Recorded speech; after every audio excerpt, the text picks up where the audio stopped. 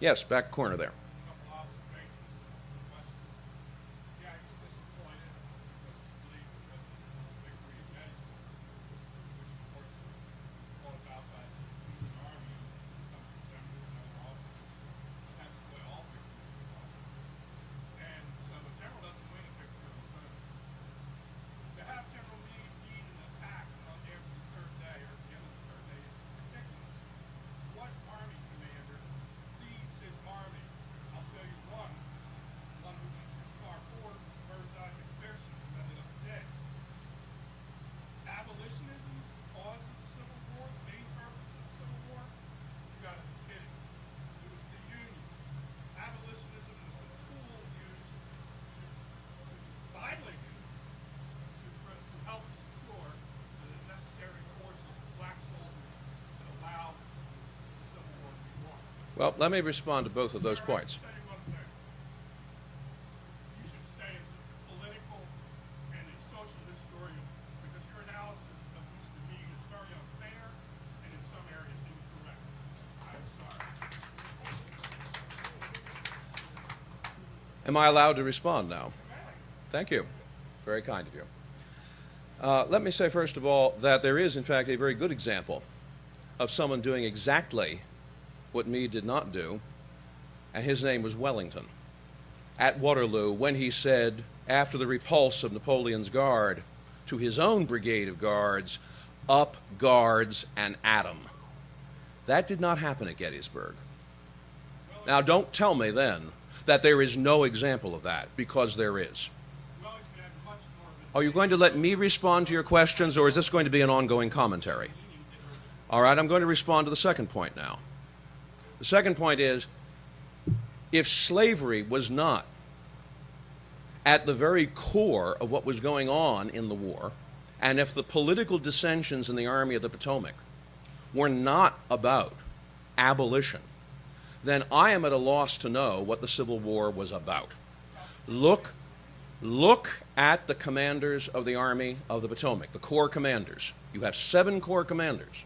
They are a house divided on politics, and they knew it, and the testimony that was given afterwards confirmed it. Always the testimony comes down. McClellan and Meade made their decisions, personnel and otherwise, on the basis of politics. This was the testimony before the Joint Committee on the Conduct of the War. This was the testimony that was given in supplemental reports. You may not like that conclusion, but there is the bald, simple fact of it. I do not like that conclusion, but like the umpire at the baseball game, I can only call the balls and strikes as I see them.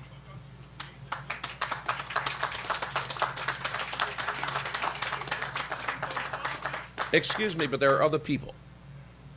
Question here.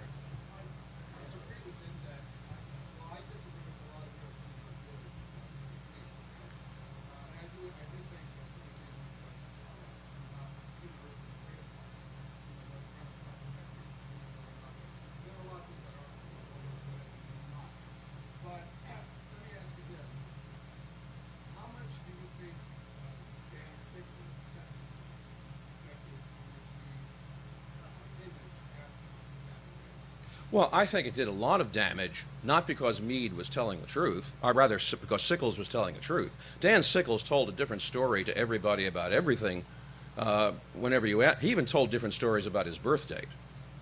So there is no sense in which I am advertising Dan Sickles as an alternative to George Meade. Far from it.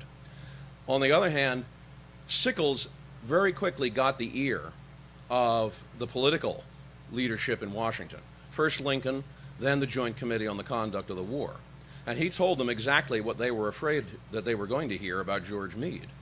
Now, was he playing up to them? Of course he was. He was an unscrupulous shirker of a scoundrel. That was Daniel Edgar Sickles. Dan Sickles was the kind of man that when you shook his hand, you had better count your fingers afterwards. So this is not an endorsement of Sickles by any stretch of the imagination. But even though Sickles was unscrupulous to a T, he was the one who got the ear of people. He was the one that got the word into the press. And unhappily, George Meade never had a chance once that horse was out of the stable. So he was pilloried in the press, pilloried before Congress, and I think unfairly. Unfairly, at least by the lights that Dan Sickles wanted to judge him. I think, however, that the follies of Dan Sickles should not disguise to us that there were, in fact, problems with George Meade's leadership at Gettysburg. That it was not as bad as Sickles made it out to be does not mean that we then fall off the other side of the donkey and assume that it was ideal. I think there were problems with both Meade and Sickles, and I think probably there were some problems with a few other people at Gettysburg as well. Now, I think we ought to do one more question and then call it quits. Gentleman here has a question again. What happened to Meade post-war?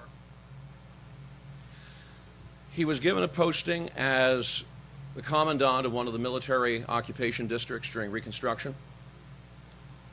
Went home to Philadelphia and died in 1872. They gave him a nice funeral. That was about it. All right, thank you.